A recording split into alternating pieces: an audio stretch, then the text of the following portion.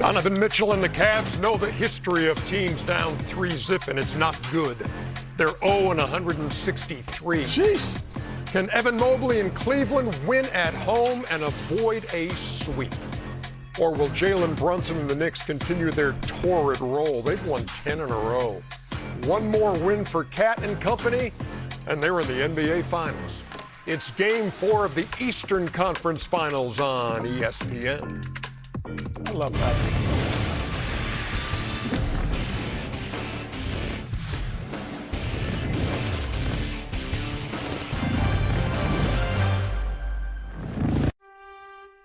From Studio J in Atlanta, welcome to NBA Tip-Off presented by AT&T. I'm Ernie Johnson. You'll hear from Charles and Kenny and Shaq in just a moment.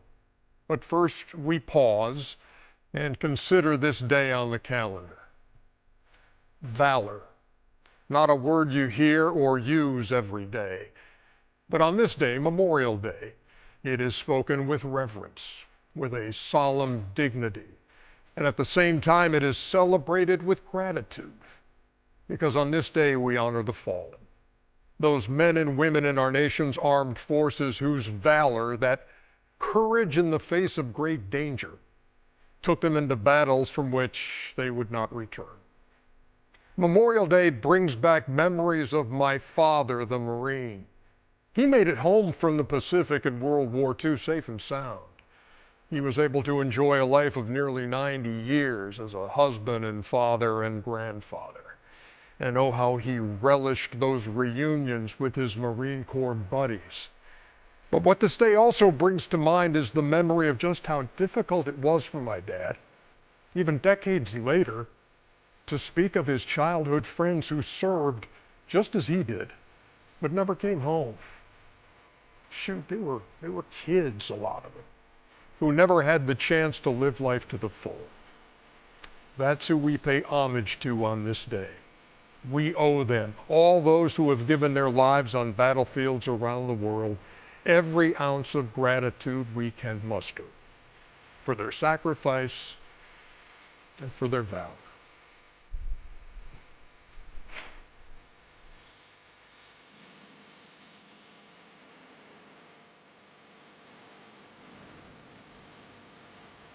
And we appreciate you spending part of your Memorial Day here with us on ESPN as we get set for basketball, playoff basketball in the Eastern Conference Finals. But before that. Yeah, obviously this is a personal day. My dad was a vet, and I didn't know a lot about my dad until later in life. And when I got a chance to meet some of his Army veteran dudes, man, I have so much respect and admiration for anybody who serves, men or women. And our government does not do nearly enough for our vets. The vets should have everything at their disposal. They shouldn't have to go all through the red tape and paperwork. But man, thank you everybody who served, and bless you and your family, and guys who made it home and guys who didn't make it home. Bless your families. Agreed. You know, we all have family members that have served in the military. My dad was in the Air Force, and this is a special day for everyone. And you know, our hats go off to the current military and also the people who have served from top to bottom. You know, I always try to correct people when they say I'm a hero. And I say, no, I'm not a hero. People that were in the military, like my dad, they're heroes. Police officer heroes, teachers are heroes. So, you know, salute to you know, all the family members in the military, and to the ones that have passed, my condolences. I love you guys and I appreciate you guys. I'm a military guy. We're all, you know, product of, you know, military children, but this day means a lot. And you make a good point, too, about you can fall into that trap of referring to guys who hit big shots as heroes, or you can say, boy, that was really a war, or they left it all out there.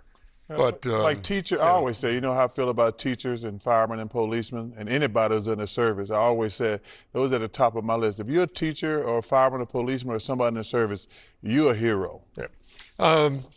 As far as this ball game goes tonight, we got the potential of a second straight sweep for the New York Knicks. Cleveland down 3-0. They're in their gym, and a lot of times at this time it comes down to belief. Lisa Salters will be working the sidelines tonight. How would you gauge that belief on the Cleveland side, Lisa?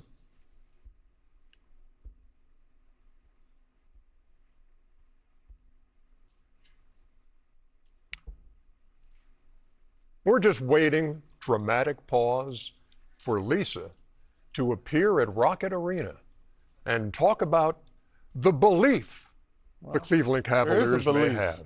What's the belief? I believe they're going to get their ass whooped tonight. You believe that? So let's I believe that. Hey, Lisa, are you guys see hearing me? us? Ah, We can yes. see you and hear you. And now, I don't know if you were hooked up when I was talking about belief and whether the Cavs had that going into Game 4.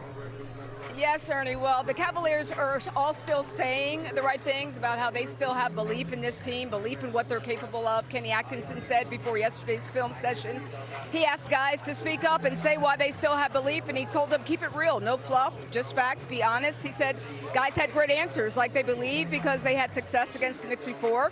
They believe because their shots haven't been falling, and they believe that, you know, if that changes the series could change. And they also said they believe because they know they found a way to respond before when their backs have been against the wall in these playoffs. So he said guys all have their reasons why they believe, and yet they understand that they can't win the next 4 without winning this one tonight. But having said all that, Ernie, you can't help but wonder if maybe, just maybe, the emotional toll of what happened in Game 1 was just too much for the Cavs to overcome. And I say that because it just keeps coming up. Donovan Mitchell referenced Game 1 multiple times in his post-game comments after Game 3. He was asked what he's learned in this series, and the first thing he said was, don't lose Game 1 after being up 22.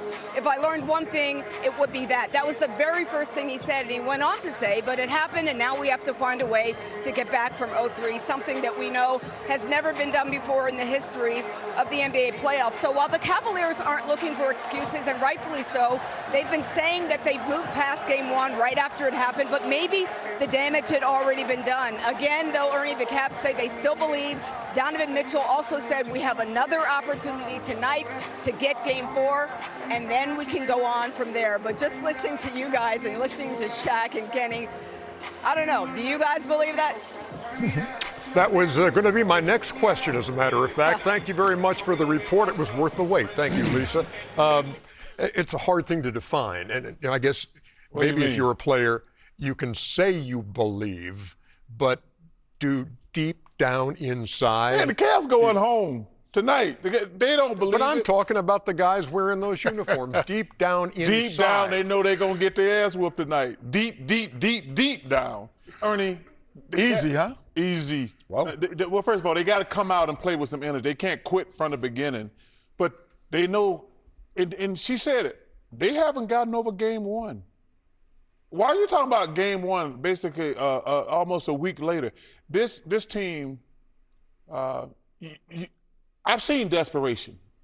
We've had this conversation on some of these other series. Kenny know what desperation is. Shaq know what desperation is. When you come up and give up 40 points in a must-win game, the first quarter at home, you unpacked it in.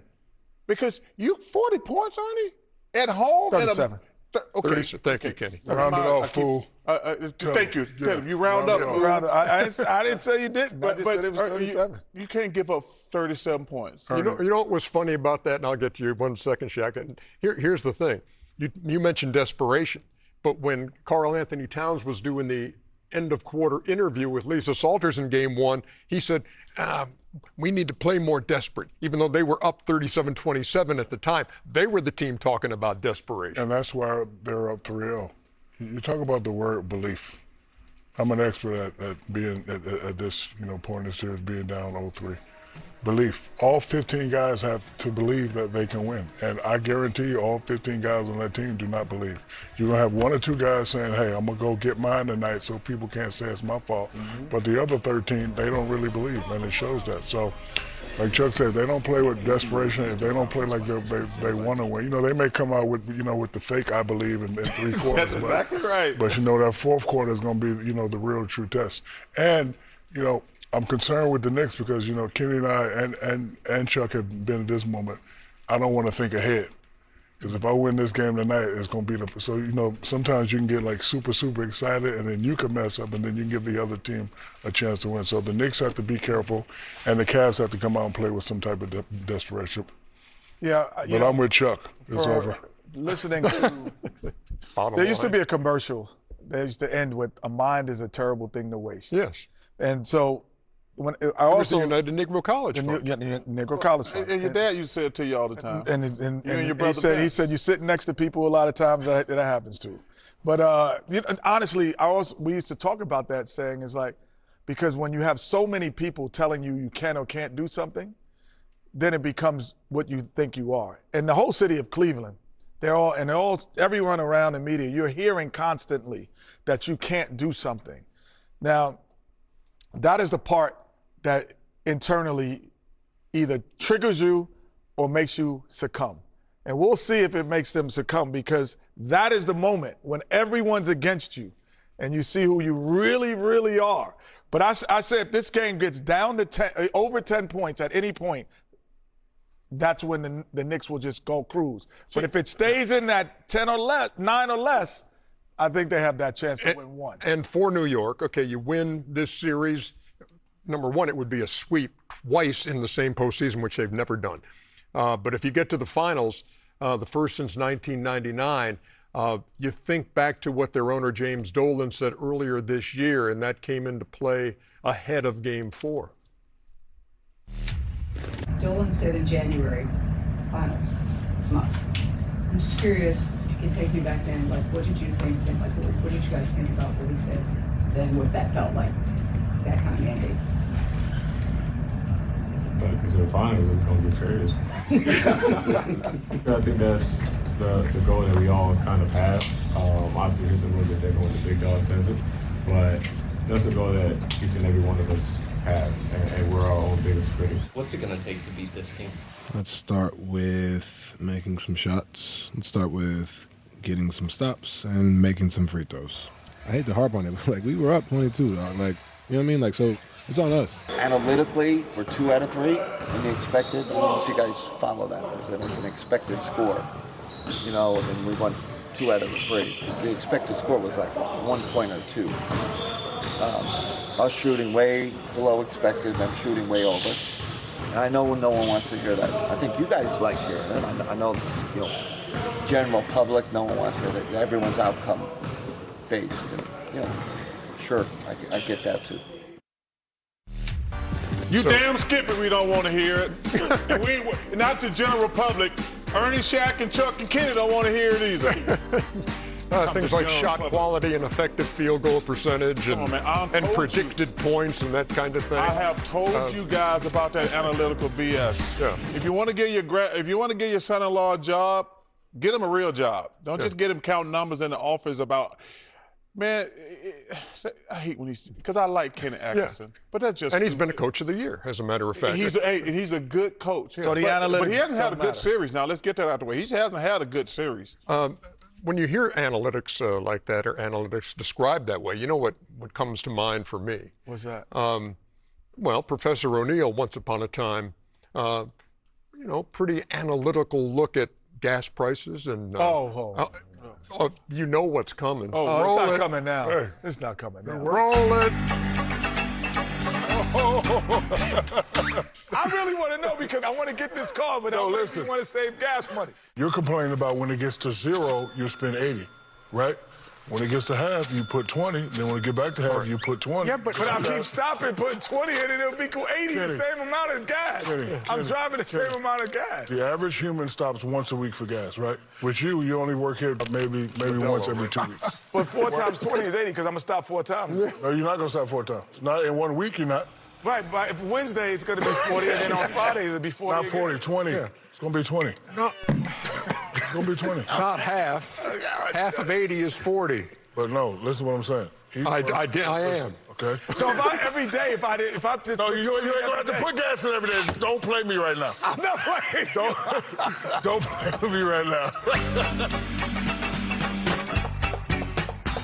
One of the all-time greats. I stand by my method. Even more appropriate now, considering what's going on. That's your number one. Your second one is closer to the moon or L.A. I asked a question. You asked a question. Is it closer to L.A. or to the moon? I asked a question. Yeah, you said you can see the moon, but you can't see L.A. So I asked a question. Well, damn it, that wasn't a good question. By the way, Modelo, fight for victory. Here's some other, just in case you're wondering how the Knicks are doing in this series. And in the postseason, as a matter of fact, In these playoffs, best record, best point differential, net rating. They've been the best team in the playoffs so far, exactly. period. And that's only part of it.